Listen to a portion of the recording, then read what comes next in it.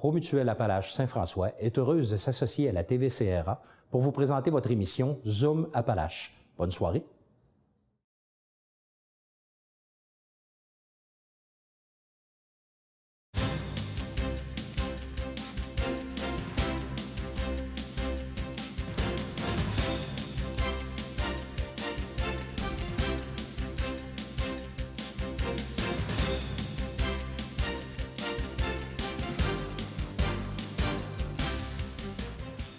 Alors, cette conférence de presse se veut le lancement de nos activités dans le cadre des 12 jours d'action pour l'élimination de la violence envers les femmes, campagne qui nous mènera à la Journée nationale de commémoration et d'action contre la violence faite aux femmes du 6 décembre. Vous vous souviendrez du drame du 6 décembre 1989, où 14 jeunes femmes ont été tuées à l'école polytechnique uniquement parce qu'elles étaient des femmes.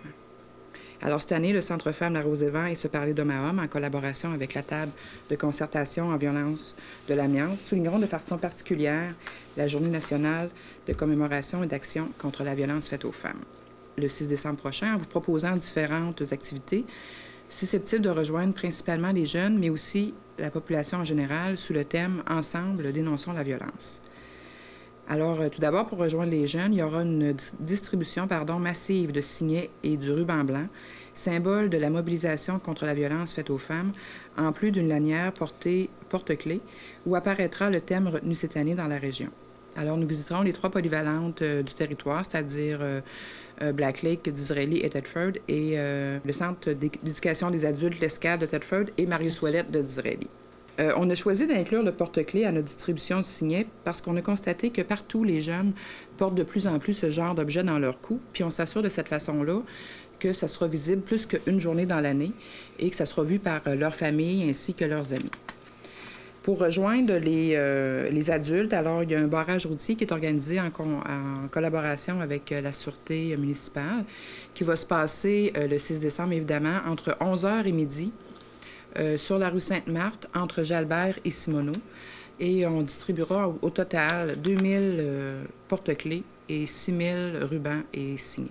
Moi, j'ai la partie un petit peu plus statistique, je vous dirais. Les chiffres qu'on va vous donner, c'est des chiffres qui sont parus par la sécurité publique, qui ont été publiés en 2011. Toutefois, ce qui est important de se rappeler, c'est uniquement des chiffres qui sont donnés suite à des dénonciations. Donc, les nombres sont beaucoup plus supérieurs en réalité parce que on a des situations d'harcèlement, des situations de voies de fait.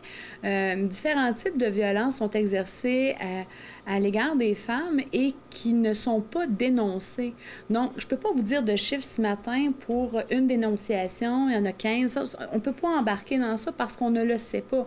Mais ce qu'on sait, c'est que les chiffres qu'on va vous donner ne sont que la réalité des dénonciations. Ça vous va? Donc, pourquoi, on a parlé des jeunes avec les lanières porte-clés, mais pourquoi les jeunes aussi?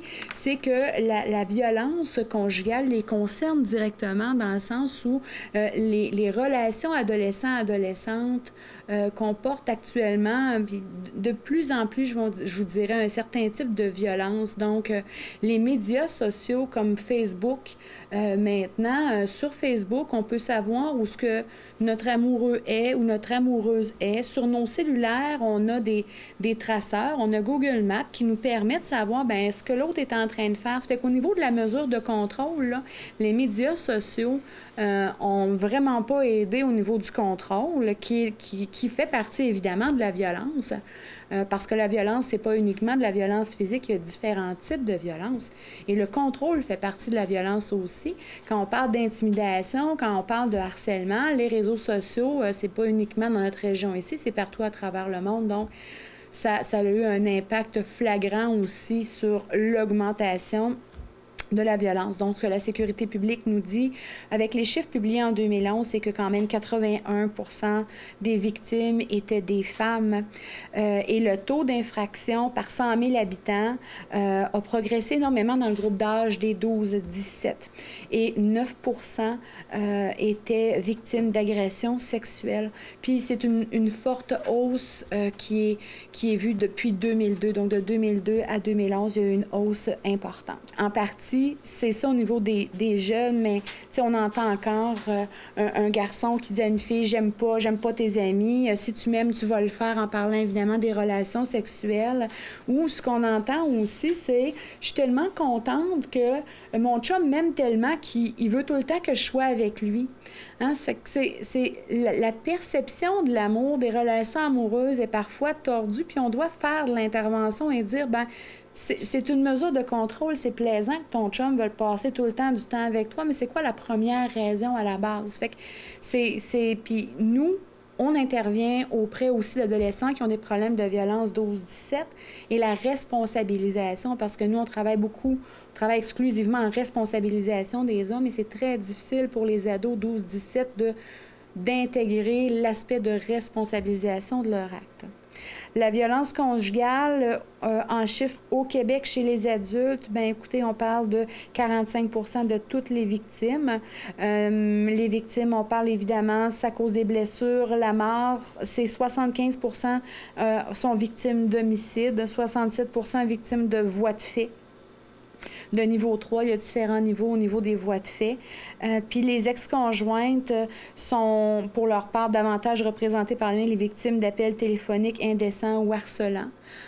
Faut faire très attention au niveau de la rupture amoureuse. On pense que la rupture amoureuse est un facteur déterminant, c'en est un, mais par contre, les femmes peuvent être victimes de violences un an et demi après leur rupture amoureuse. Donc, c'est faux de penser que c'est exclusivement au moment de la rupture que les femmes peuvent être victimes de violences. Les femmes peuvent être victimes de leur rupture amoureuse par leur ex-conjoint des mois et des années après cette rupture-là aussi, il ne faut jamais l'oublier. Et chez nous, enfin, dans la région, je te dirais, Appalaches, on affiche un des taux les plus bas du Québec. On est à l'avant-dernier rang. Toutefois, je ne veux pas ce matin, en disant ça, dire hey, qu'on est chanceux. C'est pas le cas du tout. Statistiquement, on est les avant-derniers.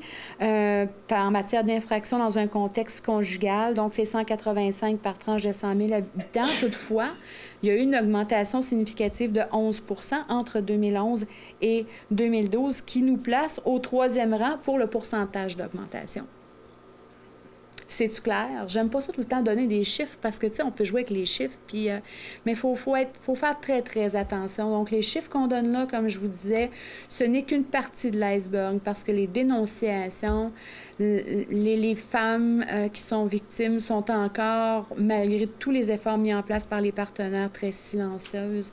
Donc, les chiffres qu'on a là, c'est vraiment les femmes qui ont eu le courage de dénoncer, mais c'est encore omniprésent, là. Les membres de la TAM, donc, on parle du centre de santé, centre jeunesse, la JT, service de probation, sûreté municipale, sûreté du Québec un peu moins, sûreté municipale très actif, centre femmes, évidemment, se parler de Mahom. DPJ, centre jeunesse, le CAVAC. Le CAVAC. Oui. Donc, on a des rencontres 4 à 5 fois par année. C'est vraiment la mise en commun de projets pour l'ensemble de la région. Sensibilisation, promotion, formation aussi. Aussi.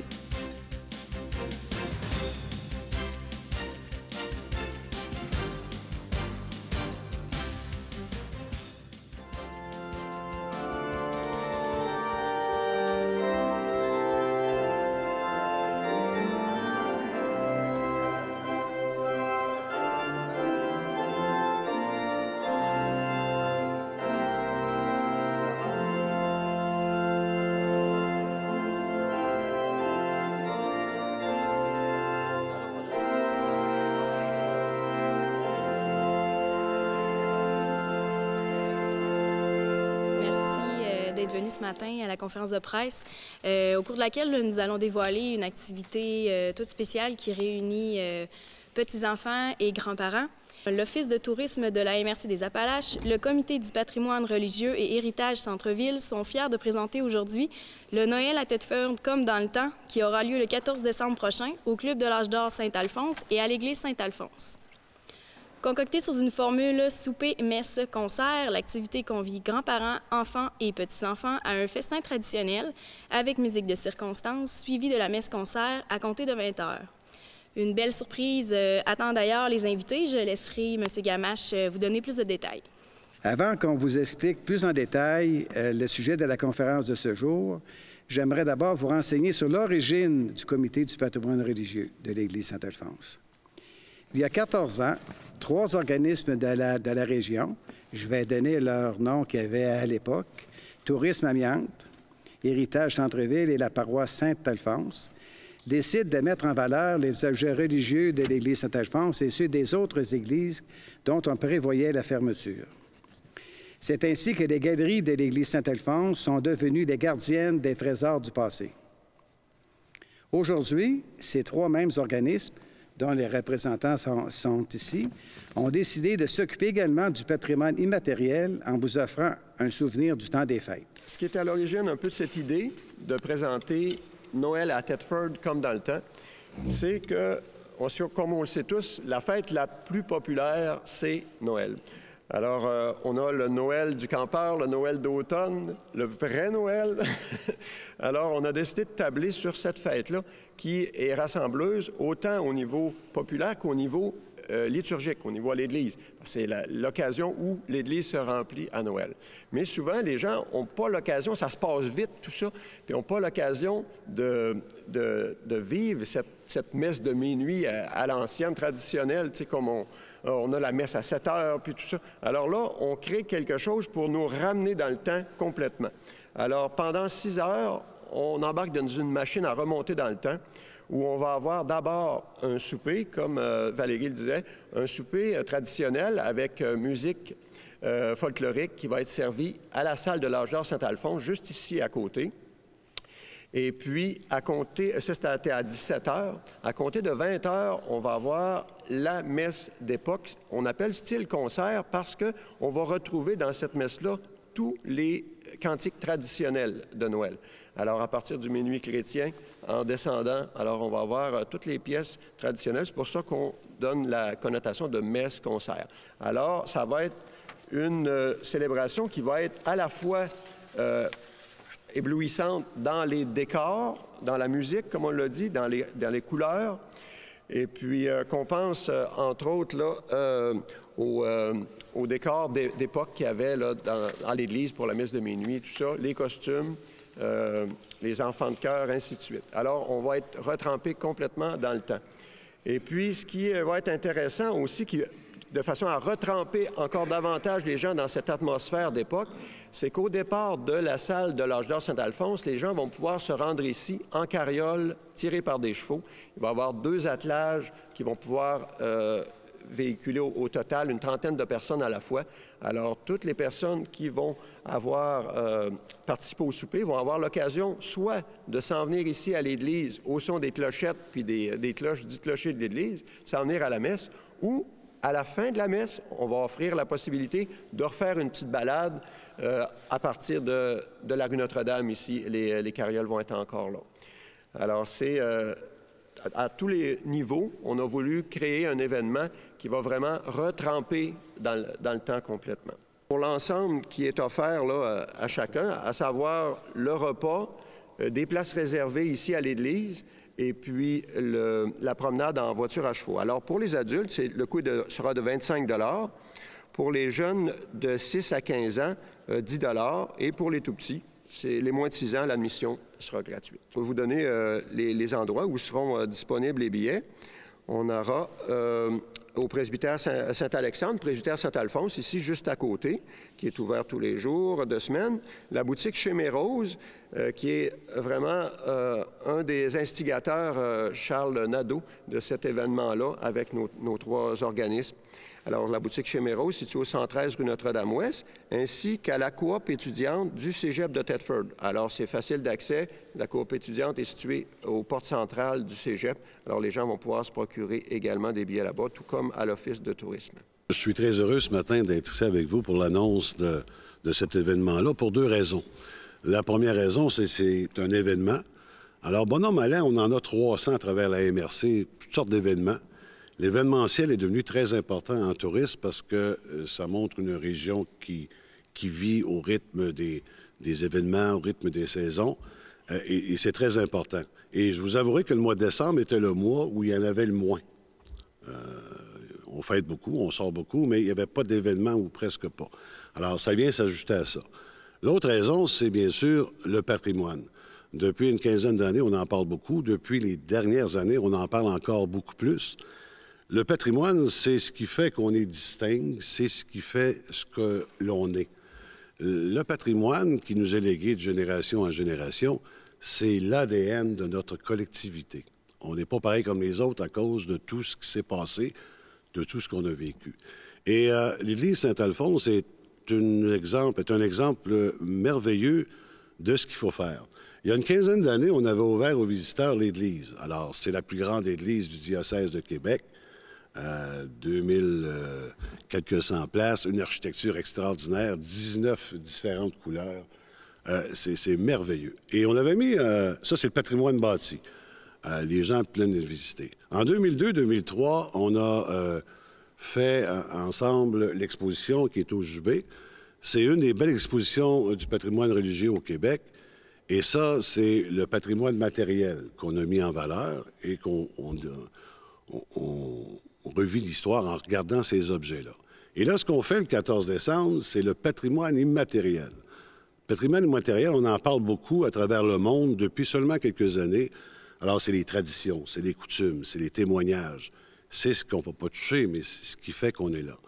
Et j'avouerai qu'au Québec, qu'on regarde dans l'histoire au cours des 100 dernières années, la fête de Noël est quand même une tradition. Qui a changé au fil des ans. On ne la fait plus nécessairement aujourd'hui comme dans le temps. Mais il reste que c'est une atmosphère québécoise très, très spéciale. Et ce qu'on va faire le 14, je trouve ça extraordinaire. On veut que ça revienne à chaque année maintenant. Mais on va, avec le souper, il y a une tradition qui est le souper. On fêtait beaucoup, on mangeait beaucoup, on chantait beaucoup. Et toute la cérémonie religieuse, tous les chants, les cantiques. On entendait tout à l'heure l'orgue Casavant nous jouer des chansons de Noël. On s'est souhaité joyeux Noël automatiquement parce que ça nous met dans une atmosphère assez extraordinaire. Alors, ça paraît un événement comme ça qui va durer une journée seulement, mais c'est beaucoup plus que ça. C'est la mise en valeur de tout ce patrimoine-là qui nous habite. Et il faut en être fier, il faut le transmettre maintenant. C'est un peu le rôle de nos générations, de le transmettre à ceux qui suivront. Mais il y a des belles traditions et c'est très festif, c'est très... il y a beaucoup d'amitié. Le temps des fêtes au Québec, c'est une fête de communauté. Et je pense que cet événement-là va donner le ton à peut-être une série d'autres événements qui arriveront dans le futur. Alors, je vous donne ma bénédiction et félicitations. Pour nous, je pense que Denis nous a fait vraiment un beau portrait au niveau du patrimoine. Pour Héritage, c'est quelque chose qui est quand même très important. Par contre, moi, j'apporterais plus le côté identitaire à la chose de cet événement-là. On sait qu'avec Héritage, on fait beaucoup d'événements. On parle de la relève, on parle de la fête d'Halloween qui n'a pas eu lieu cette année. Dieu merci, on le saura maintenant à cause de la température. On parle des autos antiques qui viennent aussi. Donc, on a beaucoup d'événements qu'on fait comme ça. Et un événement comme ça, pour moi, au niveau de l'identité, parce que je trouve important qu'on se réidentifie au centre-ville, qu'on redécouvre notre centre-ville, et ça, c'est une belle opportunité.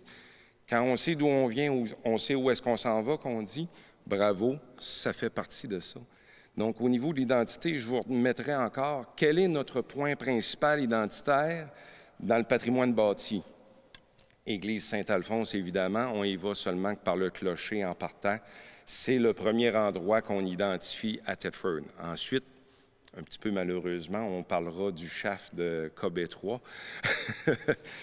On réglera ça plus tard. Mais je trouve que ici, actuellement, on est vraiment, c'est le début du centre-ville, c'est l'église Saint-Alphonse. Cette activité-là que vous faites en plus va attirer les familles. On le veut familial, on le veut identitaire à ce niveau-là aussi. Donc, à partir de là, moi, je dois dire chapeau, et c'est pour ça qu'Héritage est très fier de voir que cette activité-là naît cette année. Et oui, nous aussi, on veut la revoir revenir année après année pour venir compléter la gamme d'activités qu'on a, qui, en passant, si vous y pensez bien, au centre-ville, on a, avec le petit échantillon dont je vous ai parlé, beaucoup d'activités. On parle de l'Église ici et les plus âgés d'entre nous, on se souvient sûrement qu'au cours des années, au cours des siècles, l'Église était le lieu par excellence pour que les gens se rencontrent. Quand j'étais tout petit, c'était sur le perron de l'église, en sortie de la messe, qu'on voyait les gens de la paroisse. Bien, moi, je viens de Saint-Méthode et les gens des rangs venaient au village moins fréquemment qu'aujourd'hui. Donc, ça donnait l'occasion. Et j'imagine qu'ici aussi, c'était la même chose. Les gens se retrouvaient à l'église. C'était un lieu de rencontre. Et avec l'événement qui nous a été proposé pour au mois de décembre, c'est qu'on est heureux. Comme Fabrique Saint-Alexandre, qui antérieurement était Saint-Alphonse. On est heureux de rendre disponible l'Église et de faire en sorte et de participer aussi activement à l'événement. On trouve que c'est une occasion unique de se remémorer des souvenirs et de peut-être se retremper dans une atmosphère qui nous permettait de peut-être de se calmer les esprits dans le passé. Et on aurait peut-être besoin davantage aujourd'hui aussi de le fréquenter pour se calmer les esprits dans certaines situations et de voir avec lucidité les événements de la vie. Alors, c'est évident que l'Église, qui est nous a été identifiée à plusieurs reprises par des personnes de l'extérieur comme étant un monument et la cathédrale, on l'a même surnommée, la cathédrale du diocèse de Québec. C'est pas peu dire. Donc, pour ceux qui ont connu le cardinal Ouellet lorsqu'il est venu la dernière fois ici, c'est ce qu'il nous avait dit. Même sa cathédrale à Québec est loin d'être belle comme ça. Alors, ce qui veut dire qu'on devrait être tous contents de pouvoir célébrer et de vivre à l'intérieur de cette Église des moments intéressants et de se rappeler des souvenirs et peut-être même d'initier nos plus jeunes dans nos familles à vivre des traditions qui sont tendance à se diluer avec les années. Alors, on souhaite un bon succès à l'événement et on va y participer comme paroisse au meilleur de nos capacités. Alors, on espère que toute l'ambiance sera là pour que les gens revivent des émotions du passé. Merci. Un autre sujet qui est relié à cette fête-là, c'est que le comité du patrimoine religieux a fait bâtir une crèche qui sera érigée sur le perron de l'Église au cours du mois de décembre, en remplacement de celle qui avait été brisée l'année dernière. Donc, la bénédiction de la crèche se fera le 14 décembre, avant la messe de 20 h. Maintenant, cette crèche est l'œuvre de M. Serge Goyette et financée par des donateurs anonymes que nous remercions sincèrement. Et les personnages d'une grande beauté feront l'honneur de notre Église patrimoniale. Fait qu'on invite toute la population à venir voir cette crèche-là durant le temps des fêtes. C'est une crèche qui va avoir 8 pieds de haut, qui va être installée sur le perron de l'Église, adossée à l'Église, sur la partie gauche de l'Église du perron en avant. Donc, ça va être une crèche qui va être éclairée jour et nuit. Et peut-être avoir de la petite musique qui va accompagner ça. On veut que les familles soient regroupées, que ce soit que les parents amènent comme que les enfants amènent leurs parents, qui sont des grands-parents, que les petits-enfants soient là aussi, puis que tout ce monde ensemble vienne fêter comme on le faisait à l'époque. Moi, c'était à mon époque, ça. Moi, je fais partie du patrimoine. Donc là, moi, je me rappelle, quand je venais à la messe de minuit, mon père avait un banc, c'était le 4e banc en avant ici, juste là. Je me rappelle encore très, très bien. Il va y avoir des places réservées pour ceux qui vont avoir acheté le forfait, qui va comprendre le souper, la visite en carriole et la messe, qui est le point principal. Et les autres bancs seront libres pour la population. T'as entendu qu'on aimerait bien ça, que nos 300 billets soient vendus, puis aimer avoir que l'Église ici soit pleine aussi, bien entendu. Ce qui est important de noter, c'est que les places sont limitées à 300 places à la salle de l'Âge d'Or. Alors, c'est important pour les gens de réserver d'avance. Alors, il faut noter aussi que c'est un soir seulement. Alors, c'est le samedi 14 décembre. Et puis que c'est vraiment une fête familiale pour les gens qui sont nostalgiques de cette époque-là, mais aussi d'amener les générations qui n'ont pas nécessairement connu cette ambiance-là à découvrir les Noëls d'antan.